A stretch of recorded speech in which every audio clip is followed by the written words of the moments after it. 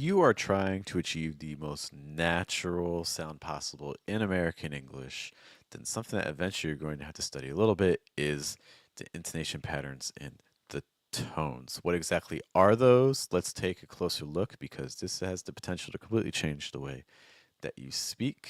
Good morning, guys. Good evening, good afternoon. Welcome to your daily American English pronunciation show, which is Wake Up American.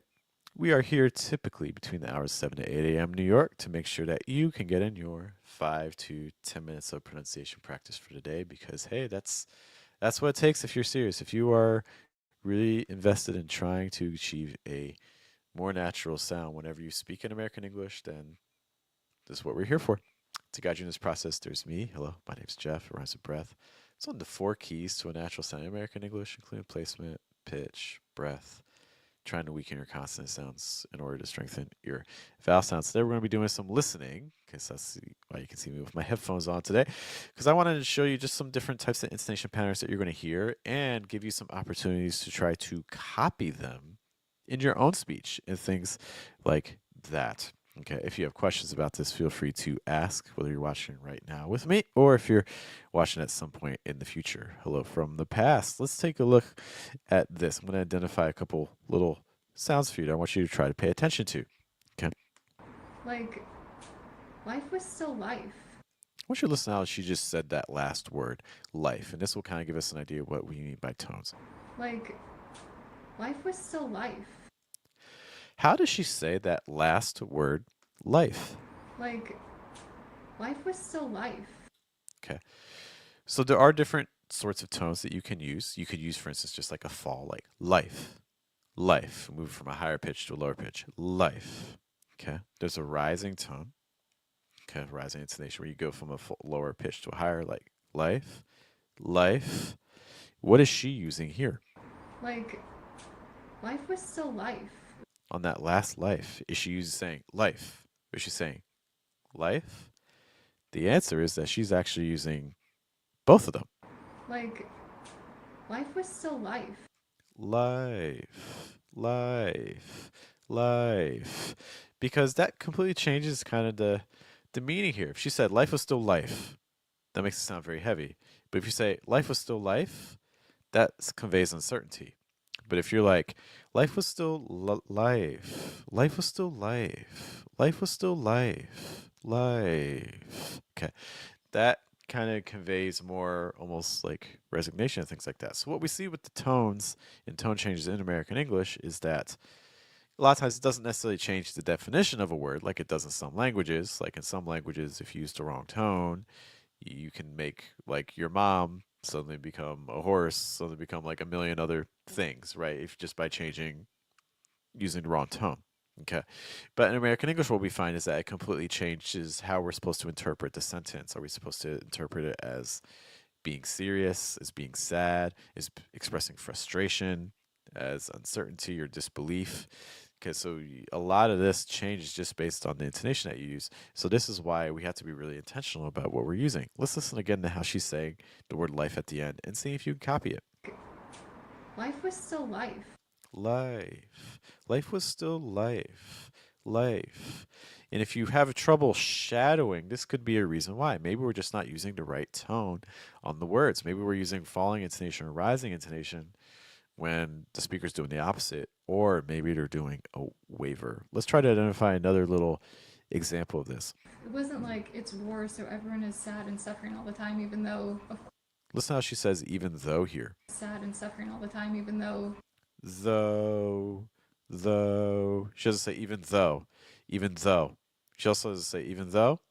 She says more, even though, Sad and suffering all the time, even though, of even though, though. So are you able to kind of get that little rubber banding wavering effect in your own speech? course that's it.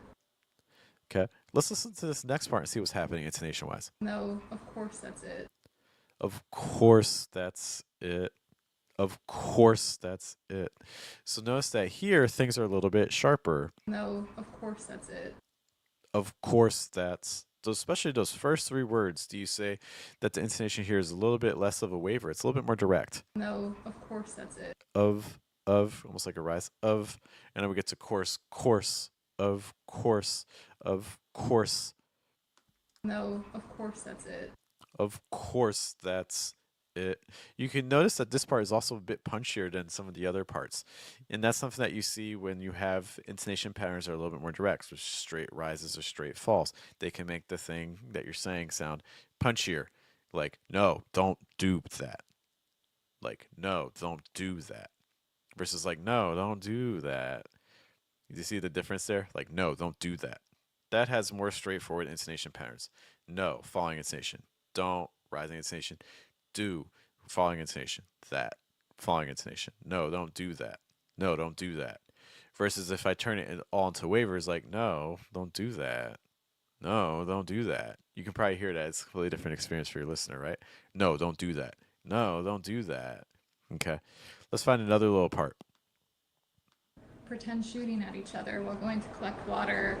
Mother while going to collect water. Listen how she says water, like water, water, Mother while going to collect water. water.